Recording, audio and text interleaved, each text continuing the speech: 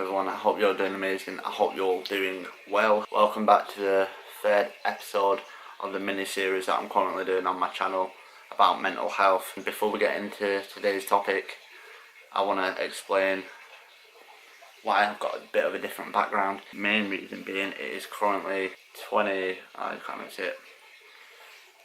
minutes past 12 at midnight, so it's pretty late and Kelly's laying in bed, so explains why I've got a bit of a different backdrop. And if you're wondering why the audio and the quality of this video might be a little bit different, it's because if you guys didn't watch a previous vlog and one of my sit down videos, I said about getting a camera, and I finally got a camera.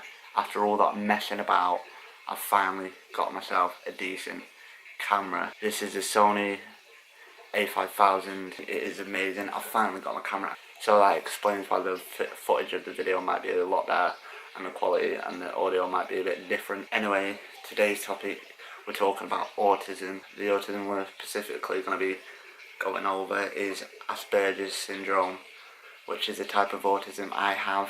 As normal, I'm going to go over a few questions and answer a few questions. Many questions people ask, and they don't really ask me in general, what different types of autism are there. So there are 3 different types of autism on the autism spectrum, and the types of autism are Asperger's syndrome, which is what I've got, autistic disorder, and quite a long one.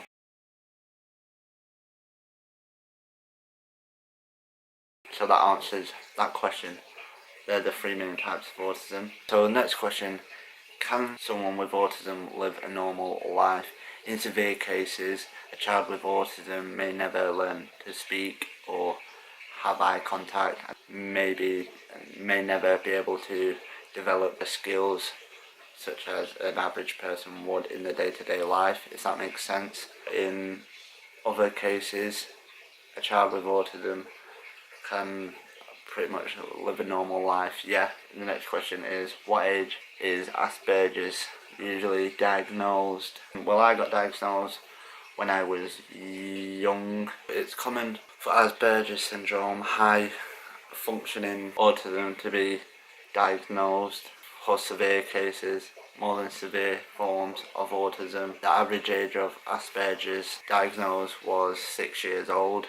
But I was older than 16 when I got diagnosed with Asperger's syndrome. In 2007, a British study reported further delay in Asperger's diagnosis, averaging around 11 years old. So the next question is, what causes Asperger's? I don't really know what causes Asperger's, but in some children, the presence of Asperger's syndrome can be isolated with genetic disorders such as Rett syndrome or Fragile X syndrome. Additionally, genetic changes may make a child more susceptible to autism. The next question is, what is an Asperger's meltdown? A meltdown is where a person with autism loses control with emotions, but really the triggers build up until the person with autism gets so overwhelmed and they can't really take in any more information, so they have a bit of a meltdown. That's the best I can describe, really. Moving on to the next question, which I think is the final question. How do you know if someone has Asperger's? People look at me, and because my problems are invisible, which means you can't see my problems, they're all to do inside my head, it's kind of hard. People kind of look at me, and it's coming from personal experience, and they think of a normal, ordinary teenager. Wait, no, I'm 20. Just an ordinary adult going about his day-to-day life, but they can't see the problems because they are invisible. It's going to be kind of hard to answer that question truthfully, but the best I can say is problems making or maintaining a friendship. I found it very hard to maintain a friendship. I've literally probably got 2 friends, and that's my best mate Jake and my brother. That's it, really. I'm a loner.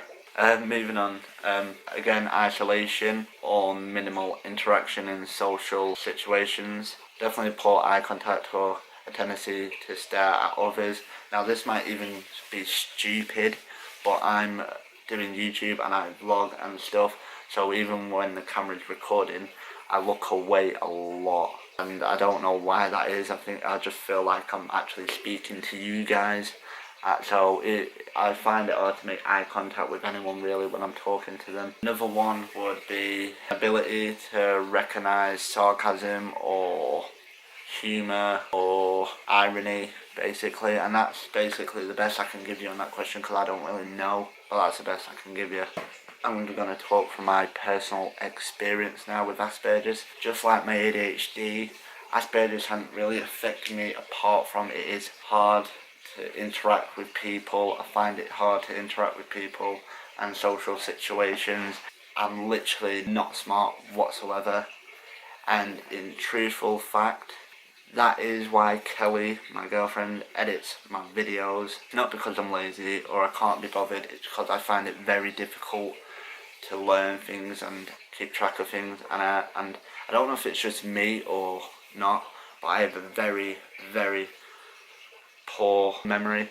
Basically, I'm always forgetting stuff, and I have learning difficulties as well. I do find it hard. I found it hard, especially in school, primary school and high school. I went to like 3 or 4 different high schools. Found it hard to read and write. I was terrible at reading and writing and understanding, and I would get distracted easily, and if things got too much and I started panicking, I would like play with my fingers like this. Even now I fidget a bit, but when I was younger I would rock, and they diagnosed me because I would rock and I would make noises, and they diagnosed me with slight autism, and then they diagnosed me with Asperger's syndrome. I don't find it hard to go about my day-to-day life apart from I find it hard reading and writing.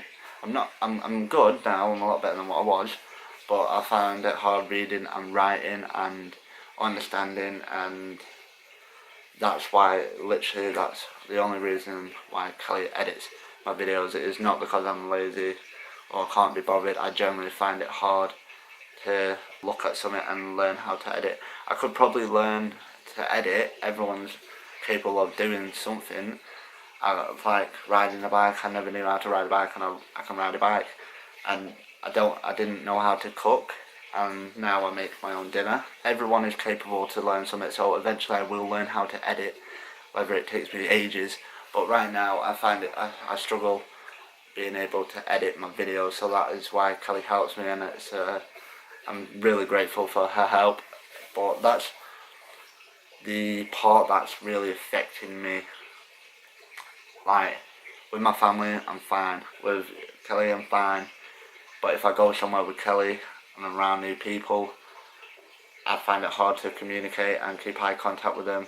I'd fidget a lot. I still do fidget a lot. I always got told, and this is the person that diagnosed me, I will always think differently to others. The best way I can put it is what my dad told me. An average person would look at a problem and see it about this big. When I look at the problem, I see it about this big. But again, just like my ADHD, I'm very creative. I like to make things, such as YouTube videos, even though sometimes they're quite terrible. I enjoy to make things. Like I said in the past, I used to make robots and homemade weapon collections and all that sort of stuff. But the only impact it's had on me is I do definitely find it a lot harder to learn things and pick things up, and basically I just take it out as I go along and I learn more by the day. I think that's pretty much what I can say really about Asperger's. But anyway guys, I think that's pretty much the basics of Asperger's syndrome. I hope you enjoyed this 3rd episode. I hope you guys get a better understanding of Asperger's syndrome, especially when it's coming from someone with Asperger's syndrome. Obviously my autism is not severe, but it does still have an effect on my mind and the way I act and the way I think and the way I communicate and interact with people. So it does have an effect on me, but it is not severe. I can cook and clean. I bet my parents will laugh at me because I rarely clean. But I can cook, I can clean, I can do things on my own sometimes. But I generally think that's the only way that it's affected me really. I hope you enjoyed the 3rd episode of the series. I really enjoyed trying to help you guys get a better understanding, even though I struggle about it, but I hope you guys get a better understanding about mental health awareness and mental health issues such as schizophrenia, ADHD, autism. The next topic I will be going over is depression, which is a serious mental illness for a lot of people. A lot of people suffer from it. Even though I have slight depression, it is affecting me so much. So the next topic will be depression. With that said, guys, I hope you're doing amazing. I hope you're doing well. I hope you guys really take something from this video and get a better understanding of autism and the types of autism, and get a better understanding of Asperger's syndrome. Like I said, third time's a charm. I will show you my new camera. But this is my new camera, Sony A5000 with the flip out screen. Hope you guys are doing amazing. I hope you guys are doing well, and I will see you guys in the next video.